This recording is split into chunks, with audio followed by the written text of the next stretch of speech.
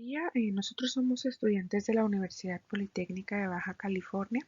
El día de hoy hablaremos sobre las máquinas de ciclo combinado y nuestro equipo está conformado por Jairo Gómez, Sol Mota, José Esteban Fregoso y yo, Brenda Padilla.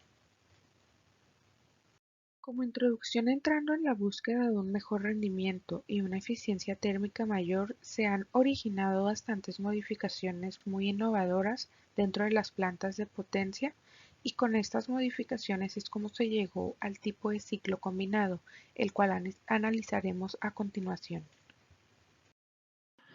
Buen día, el día de hoy voy a presentarles los ciclos combinados. Este tipo de ciclos se emplea para producir. Buen día, el día de hoy voy a hablar sobre los ciclos combinados. Este tipo de ciclos se emplea para la producción de energía eléctrica y son las instalaciones con las que se alcanzan los mejores rendimientos, llegando incluso a superar el 60%. Se le denomina un ciclo combinado a la integración de dos o más ciclos termodinámicos de producción de potencia de modo que interactúan para obtener un mejor rendimiento. Aquí tenemos un pequeño esquema del funcionamiento de una central de ciclo combinado y de sus principales partes o componentes, que es generadores eléctricos en el lugar 1, turbinas de vapor, condensador, bomba impulsora, intercambiador de calor y turbina de gas. Ahora hablaremos de una central de ciclo combinado. Una central de ciclo combinado es una central eléctrica en la que la energía térmica del combustible se transforma en electricidad mediante dos ciclos termodinámicos. El correspondiente a una turbina de gas generalmente es gas natural mediante la combustión, que es el ciclo Brayton, y el convencional de agua turbina de vapor, que es el ciclo de Rankine. El funcionamiento de una central de ciclo combinado es algo más complejo que el de las centrales convencionales. En primer lugar, se quema gas natural en una cámara de combustión y se hace pasar por una turbina de gas conectada a un alternador. Los gases calientes ya turbinados se aprovechan para calentar agua y convertirla en vapor en un recuperador de calor. Este vapor se hace pasar por una segunda turbina conectada a otro alternador, de forma que ambos generan energía eléctrica. Por último, vamos a hablar de los beneficios medioambientales que nos da estas centrales del ciclo combinado. Tenemos que el rendimiento en las centrales de ciclo combinado es muy superior, un 58% frente a un 36% de una central convencional. Ello supone ventajas tanto medioambientales como económicas. También, este tipo de centrales producen menos contaminantes atmosféricas, ya que el gas natural es un combustible más limpio que el carbón, el petróleo o derivados, usando en muchos casos para producir electricidad. Una central de ciclo combinado solo requiere para la condensación del vapor un tercio del agua de refrigeración necesaria en las centrales térmicas convencionales. Tenemos otro beneficio que es el transporte y suministro de la energía primaria, que es el gas natural. Se hace a través de un gasoducto enterrado, por lo que se evita el impacto derivado de la circulación de camiones o trenes de aprovisionamiento de carbón o fuel oil. También tenemos que las centrales de ciclo combinado pueden construirse cerca de los lugares donde se consumirá la electricidad. De este modo se acortan las líneas de tendido eléctrico, con lo que se reducen las inevitables pérdidas de electricidad y se disminuye el impacto visual. A continuación, seguirán mis compañeros de presentar sus temas. Gracias. Buenos días, compañeros. Yo voy a hablarles de la clasificación de las máquinas térmicas según los ciclos utilizados. Cuando tenemos máquinas de ciclos combinados, usamos por lo menos dos ciclos termodinámicos. Vamos a ver cuáles son los 4 ciclos más utilizados a continuación. El primero es el ciclo cerrado-cerrado. En él usamos dos ciclos Rankine iguales. El de alta temperatura trabaja con mercurio y el de baja temperatura trabaja con agua. Este no suele ser tan utilizado, o está descontinuado, mejor dicho, por los problemas del costo y la toxicidad del mercurio que pues se ve reflejada en el agua. Aquí tenemos el diagrama en el que vemos pues, las dos calderas con sus turbinas y todas en ciclos cerrados. El segundo caso es por el contrario, dos ciclos abiertos. Esto se logra mediante el esquema de Cheng. No sigue el esquema clásico al no existir un ciclo de baja temperatura y otro de alta.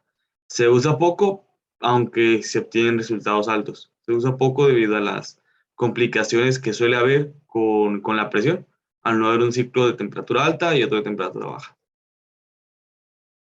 El tercer ciclo es el ciclo abierto-cerrado. En este es el que solemos ver en casi todas las centrales de generación.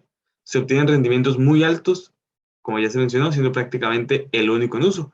Tenemos una turbina que trabaja con gas natural, y otra que absorbe el calor residual y es la que trabaja con agua.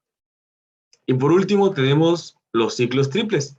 Tenemos 3 ciclos en serie, por decir algo, aire, agua, amoníaco, y está en desuso por el alto coste que no se refleja en grandes mejoras de rendimiento y el empleo del amoníaco, que también es tóxico y se ve reflejado en el agua.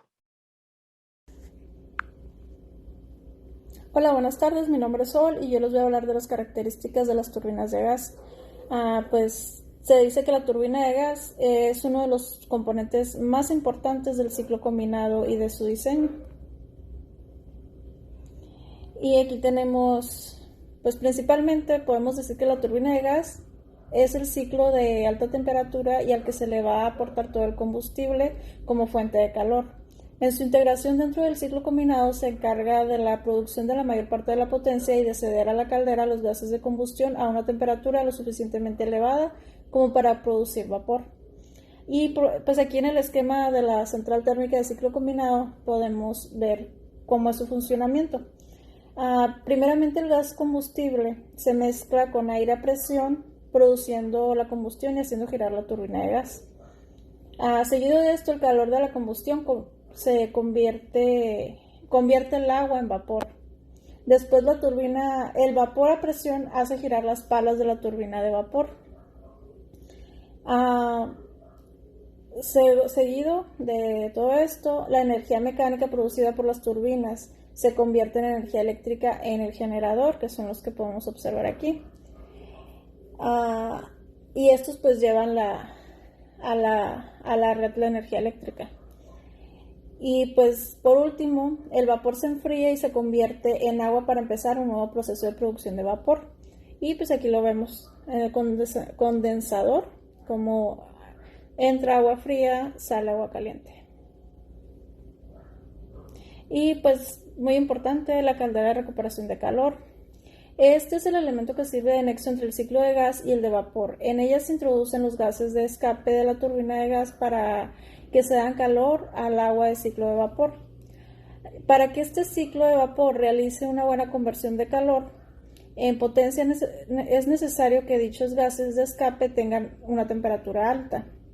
Y pues en la caldera de recuperación es un conjunto de intercambiadores de calor gas-aire de tipo convectivo.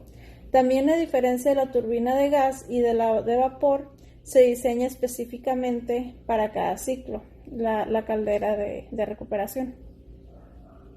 Y aquí vemos su proceso.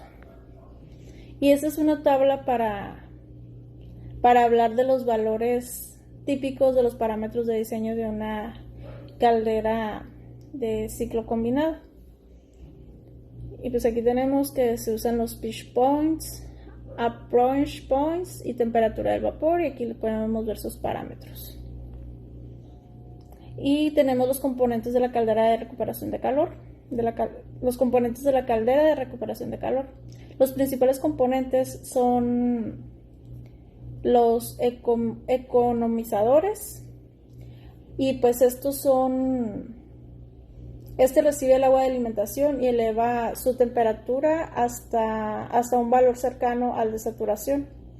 Y pues la diferencia de temperaturas entre el valor de saturación y la entrada de la calderín se conoce como approach point, que es la que acabo de mencionar ahorita. Y pues otra cosa interesante es que la temperatura de alimentación del agua al economizador debe ser lo suficientemente alta para que no se produzcan condensaciones en los tubos del economizador. y luego tenemos los evaporadores. En estos es donde se produce el cambio de fase. Se recoge el líquido saturado al calderín y se le aporta calor para producir vapor.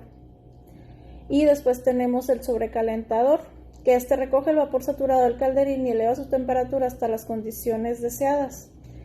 Y por último, el calderín, que es un depósito que separa las fases líquidas y vapor. Y esto sería todo de mi parte. Muchas gracias por su atención. Las emisiones medioambientales de los ciclos combinados suelen ser en general bastante bajas. Si se quema gas natural, las emisiones de CO2 y de partículas son despreciables.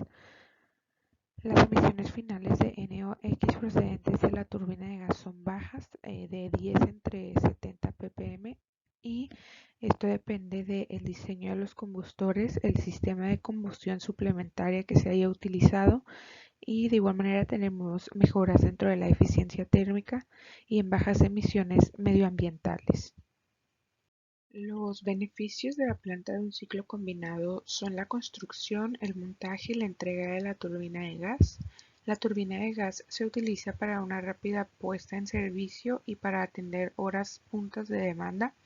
El sistema requiere para pasar desde el estado frío al 100% de plena carga unos 60 minutos, y la inversión es baja como consecuencia de la construcción modular, la entrega rápida, el montaje corto y los costos mínimos de los sistemas de soporte. Como ventaja tenemos la alta eficiencia, que aumenta la eficiencia hasta un 50% en un ciclo Nico, el aumento de los rendimientos de la turbina de gas cercanos al 60%, la temperatura de los gases de escape y el menor impacto ambiental en emisiones de gases de CO.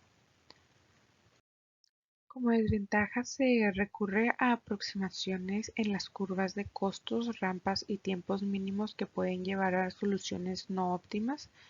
Se requiere de un despacho en tiempo real para determinar la programación de cada turbina en forma individual.